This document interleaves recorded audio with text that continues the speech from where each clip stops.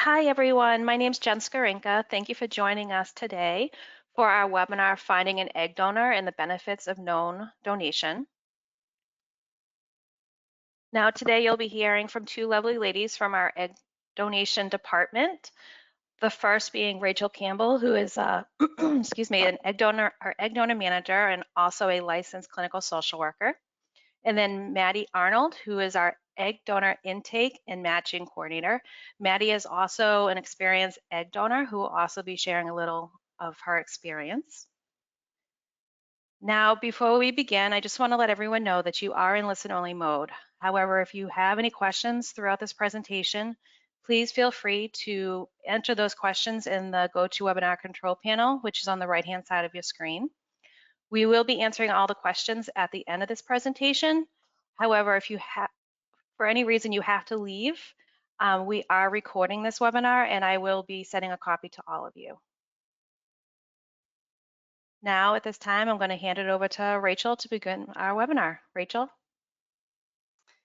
Thanks, Jen. So today we're going to talk a little bit about the process of choosing an egg donor. We're going to talk a little bit about what we encourage intended parents who are starting this journey to select an egg donor. We encourage them to think about the things that are important to them in a donor. We're also going to talk a little bit about the differences between the types of donors that we have available.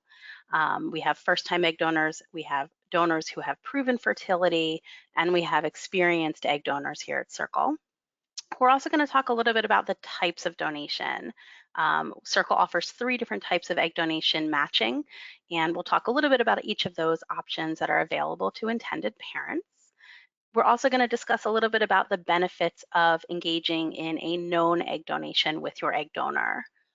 We're all going to talk a little bit about the process of donation, so what our donors go through from the time they apply with Circle all the way through to matching and cycling with intended parents. And then we're going to wrap up with hearing from one of our, as Jen mentioned, one of our experienced donors, Maddie, and she's going to share a little bit of her experience as an egg donor who's matched and completed several journeys with Circle intended parents. And lastly, we will, open it up for questions and answer, any questions that you may have. So we're going to start today by talking about what to look for in an egg donor. One of the things that intended parents ask all the time is how do they begin this process? How do they possibly consider all of the things that, they're looking for in this person who will become the genetic other half of their child? So when we talk with intended parents, we encourage them to really think about basics. Are there preferences that, off the top of your head that are going to be important to you in selecting this woman? Think about things like height, hair color, eye color, ethnicity, education level, all of those things that make up this other person that you already may think that you have some, defined set of characteristics that are important to you about them. We also encourage you to think not just about physical attributes, but also about personality traits. Are you looking for somebody who is, has a good sense of humor? Are you looking for someone who, you deem is compassionate, or, perhaps they have athletic talent or musical talent?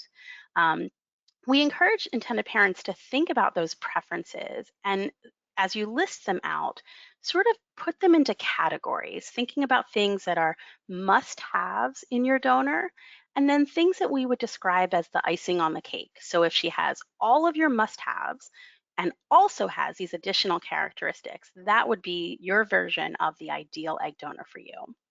As you're thinking about the characteristics that are important to you in an egg donor, we also encourage intended parents to be cognizant of and thinking about their own family medical health history. So, for instance, if there are things in your own family history, such as specific types of cancer, you might want to be looking at donors who don't have those same things in their own family health history.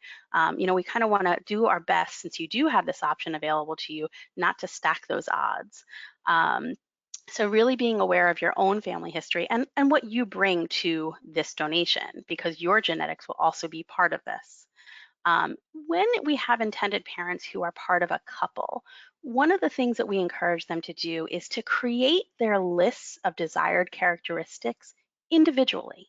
Sit down, each of you think about the things that are important to you, and then come together, compare your list, and refine them.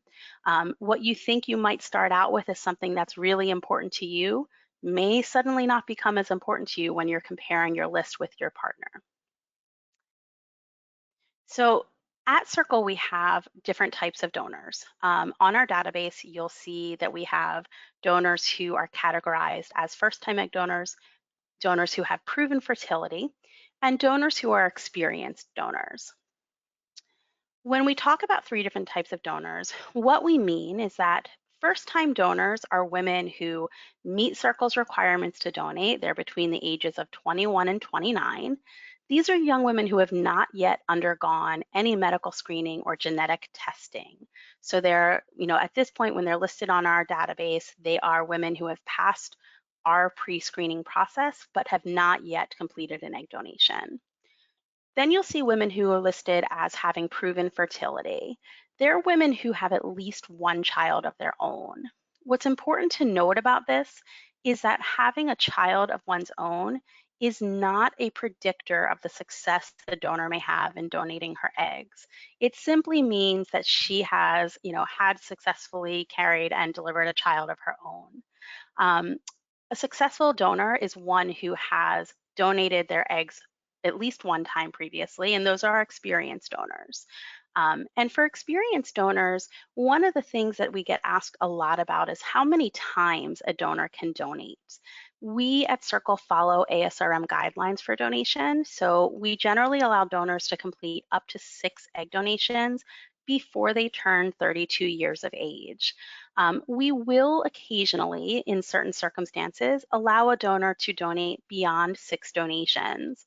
Oftentimes in those cases, the donor might be doing what we call a sibling donation for one of her previous intended parents, or there's some reason for which, maybe she's had a lot of intended parents express interest in matching with her, and she's been medically approved to donate again. In those cases, we do ask both the egg donor and the intended parent wanting to work with her to really consider the future risk.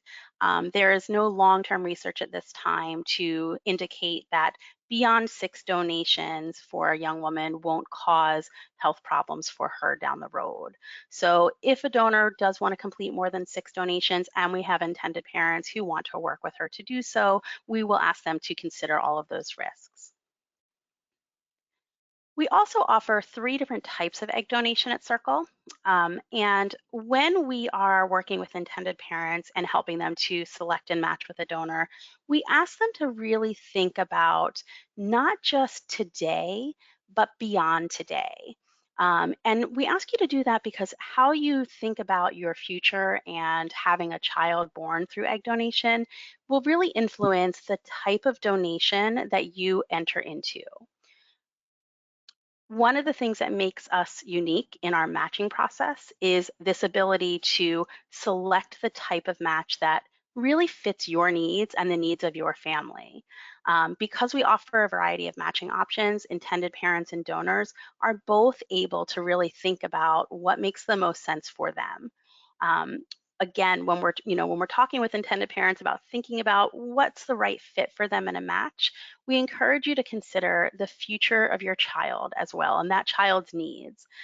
We talk with intended parents all the time about what they think about when they have a child down the road and their child may have questions about how they were conceived and the women who may have been assisting in that process. When you're thinking about that, you want to also be aware of the fact that where your own needs fall into that process. For some intended parents, the idea of knowing who their egg donor is, having any kind of relationship with her feels a bit daunting. But as you think beyond yourself and you think about that third entity, that child who you're hoping to create in this process, he or she may have needs that are different from your own. So just thinking about those things and having those thoughts factor into the type of donation that you ultimately choose.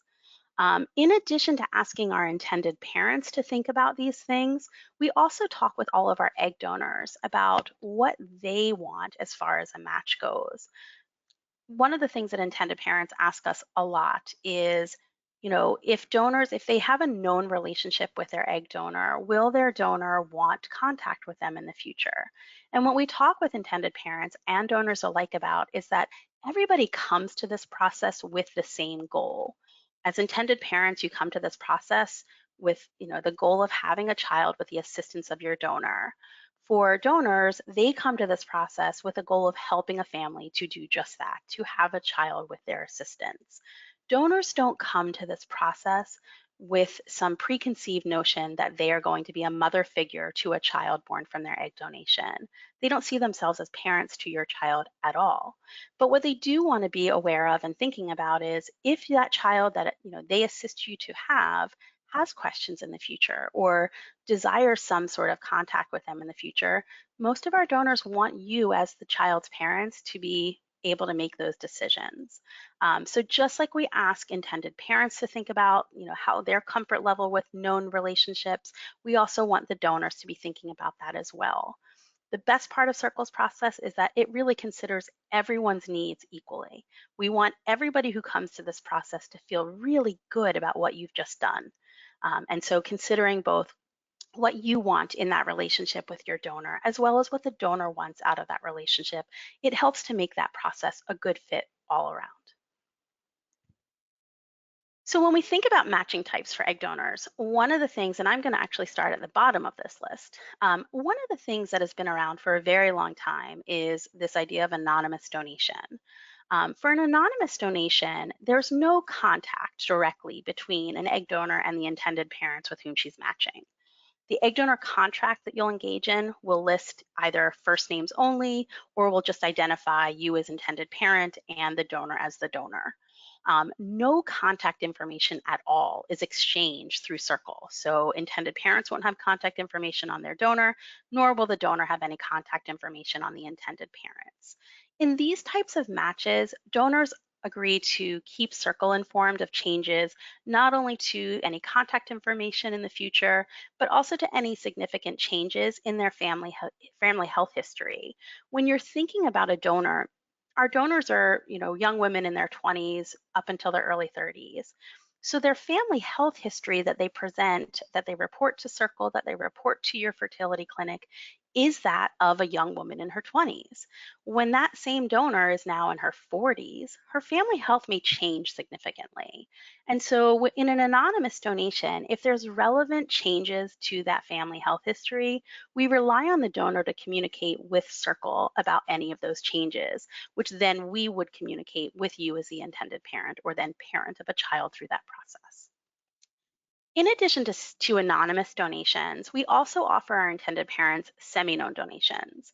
In a semi-known donation, it's similar to an anonymous donation in that legal contracts will not disclose, full names of intended parents or donors.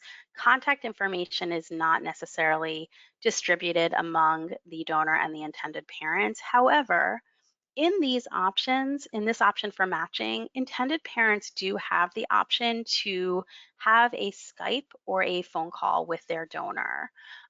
If I'd say the majority of these relationships, intended parents and or the donor may create a separate email address that's non-identifying to use for the specific purpose of connecting with that intended parent or that donor.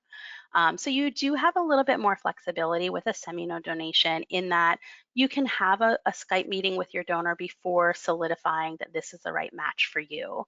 But at the same time, you don't agree to any kind of future committed relationship or contact with the donor beyond the donation. Lastly, we offer known donations, and I would say that probably 80 to 90% of Circle intended parents engage in a known donation with their egg donor.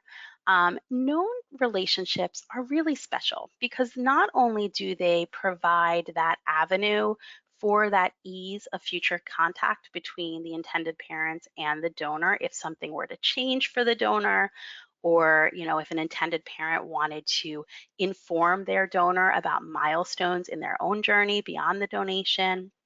It also really enables intended parents and donors alike in the matching process to make sure that the fit feels good. So, for intended parents, we say to them, thinking about the fact that you just selected this donor based on a profile, does she present to you as eloquent as she did in her profile? Is she as funny as she seemed when you read her profile? Really, you get a much better sense of somebody's personality through that Skype meeting.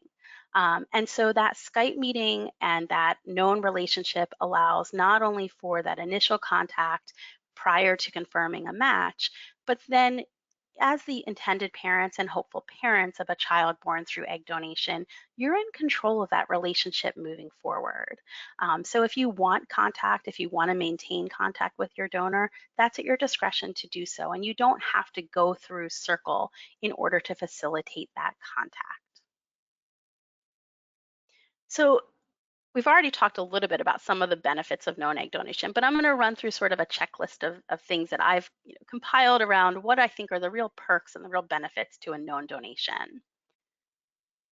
So initially, as I mentioned, you get to base your decision on whether a donor is a good match for you beyond what you've read in a profile. I don't know about you, but for me, I could spend hours and hours writing something, perfecting it, making it sound as polished as possible. But then I get onto a live conversation with somebody and I may be more myself. I might stumble a bit. I might laugh at myself. I may present as a little bit funnier in person than I was able to convey in my profile. So really utilizing that Skype is a big piece of why known donations are so popular. The process becomes more personal, not just for intended parents, but for our donors alike. Again, having a known relationship with your egg donor, it opens that door for your future child to connect with the donor, and you don't need to go through a third party to facilitate that, which can honestly be a bit cumbersome as time goes on. The other thing that I think is helpful about a known donation is that many of the donors that come to Circle, especially those who may have donated elsewhere previously, either through an egg bank or a fertility clinic, where there weren't these different options available as far as the relationship they might have with their intended parents, a lot of those donors actually choose to come to Circle because we are known for that open relationship between donors and intended parents. They like that idea that they get some sense about where their eggs are going and who they are helping. And again, you'll be able to gather any updated medical information about the donor and her family directly, as opposed to going through a third party to access that information as time goes on. So once you've selected a donor, we're going to talk a little bit about the overview of the egg donation process itself. And this is going to be a pretty quick overview. Um, just generally, who can become an egg donor with Circle. Our donors are healthy young women between 21 and 29 years of age. We do accept donors up to 31 years of age if they are experienced. Our donors reside in the United States or Canada. They have a body mass index of lower than 28. They have some level of education beyond high school. So that could be some sort of certificate program, college education, graduate school, really it runs the entire gamut. But we do ask that they have some level of education, some form of continuing ed beyond high school. Donors can have no record of psychiatric hospitalizations or any significant psychiatric disorders for themselves or their immediate family. And additionally, no more than one occurrence of the same type of cancer in their family history. When a donor applies with Circle, they're going to complete a comprehensive application. It includes personal and family health information, information about their education, their personal traits, as well as their donation preferences. Egg donors will also provide Circle with supporting documentation as requested to supplement her application. That could be in the form of providing transcripts or test scores, things of that nature. When a donor has completed her application, it undergoes a full review. Once a full review is done, For a donor who is experienced prior to coming to Circle, we will have their medical records reviewed as well. And when a donor has passed their pre-screening review of their profile, they are going to have a pre-screening call with one of our team. That call is really about ensuring that the donor understands the process of egg donation and truly can commit to the requirements of this process. Circle's pre screening process is designed to only admit egg donors who are donating for the right reasons. You may say, well, what are the right reasons to donate? One of the things that is really important to Circle is that our donors not only have done a lot of research into egg donation prior to applying, but also that their motivation extends beyond financial motivation. It would be it would not be truthful to say that a donor is not somewhat motivated by the financial compensation that she'll receive as part of an egg donation. But for us, it's really important that they have some other motivation because the reality is, at the end of the day, that money is likely going to be spent before she's even, in her mind at least, before she's even completed her cycle. And so we want her to walk away from this process having gained more than just financial compensation. And so we ask donors to really think about what motivates them. Why do they want to do this? Why do they want to subject their body to this? Why do they want to commit to the next 3 to 4 months of their life in doing this for someone else? And not surprisingly, most of our donors come to our process having known somebody who's donated or known somebody who struggled with fertility. And so, for many of our egg donors, part of our pre screening process really just helps us to solidify that, in fact, this is a woman who has some other motivation outside of financial. When an intended parent and an egg donor match through Circle, at that point in our process, the egg donor is going to undergo a much broader screening. She's going to have a full psychosocial evaluation with a social worker. She's also going to complete psychological testing. The donor will be traveling to whatever fertility clinic the intended parents are working with, and she'll travel to them for typically a 1 day intensive medical screening at your fertility clinic. While this is all taking place, donors and their intended parents will undergo contract negotiations, and you'll finalize a legal agreement between you that outlines the rights and responsibilities of both parties. When we obtain legal clearance, meaning that your contract has been finalized and signed, and medical clearance is issued by your fertility clinic for the donor to proceed, at that point, we know that the cycle is ready to take place. When we move on to the donation cycle phase of your process, the intended parent's fertility clinic will plan out the donation cycle. An egg donor can expect to be on daily medications for a period of about 2 to 3 weeks leading up to an egg retrieval. Donor's medications are in the form of daily injections. She'll be administering these to help prepare her eggs for the retrieval. The donor will then travel to the intended parent's fertility clinic for approximately 10 to 14 days for an egg retrieval. She'll be monitored during this time that she's on medications through ultrasounds as well as blood work, just to ensure that her body is responding appropriately to the medications being sent to her and administered for the purpose of preparing her eggs. When the physician instructs her, she's going to take a final injection about 36 hours before her egg retrieval. And then the egg retrieval itself takes place with the donor under IV sedation. Donors are generally traveling to the fertility clinics with a companion so that they have somebody available to them, someone that they're comfortable with who can be responsible for them post retrieval. Donors are generally able to travel home the day after an egg retrieval. Under normal circumstances, the entire process for an egg donation cycle from the time of match with intended parents until the time of retrieval generally takes 3 to 4 months. This timeline, of course, can be impacted by the availability of the egg donor or the clinic, as well as the intended parents. And of course, given our current circumstances with COVID-19, we are seeing some impact on the timing of egg donation cycles. As many clinics have been closed and cycles were paused, we're seeing that time frame extend just a little bit at this point. But it is our hope that we're going to return to normal times very soon, and we can expect it when that happens that donations will generally be taking place within 3 to 4 months. So I'm going to turn it over to Maddie now, and she's going to talk with you a little bit about her own experience as an egg donor with Circle. Thank you so much, Rachel. As Rachel mentioned, I am an experienced egg donor. I decided to become an egg donor after having a child of my own.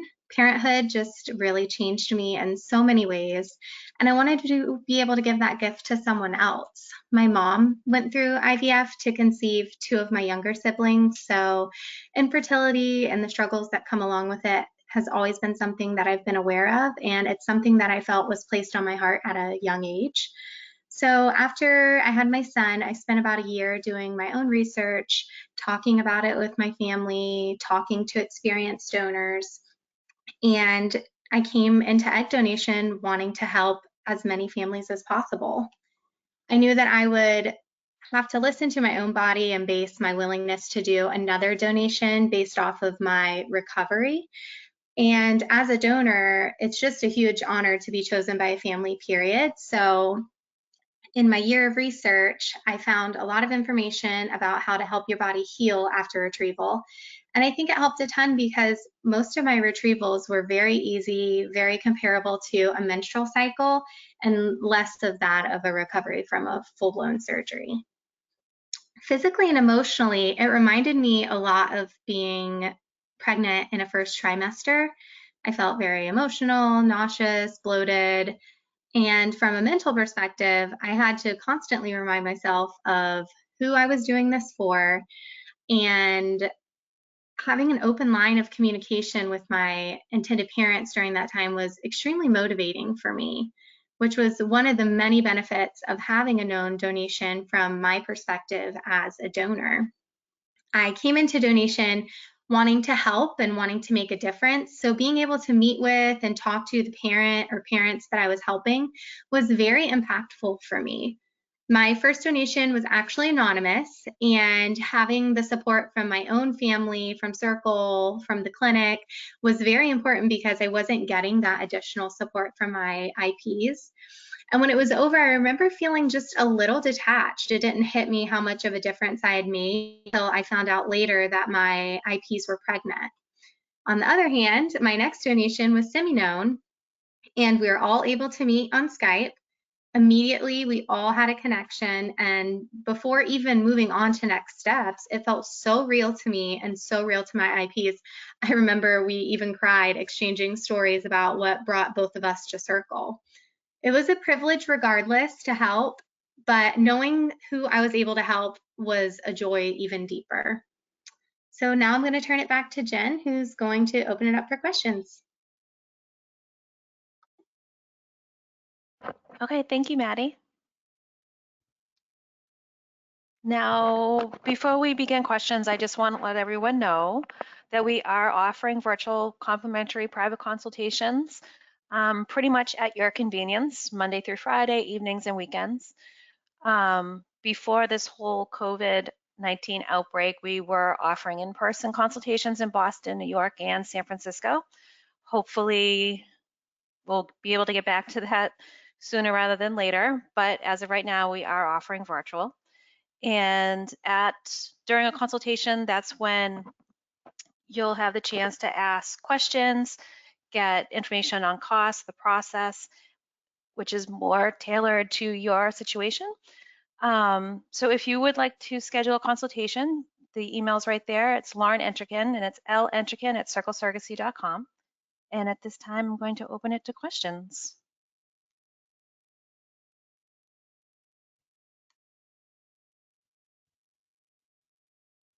Okay, it doesn't look like we have any right now. I'll leave it open for a couple more minutes.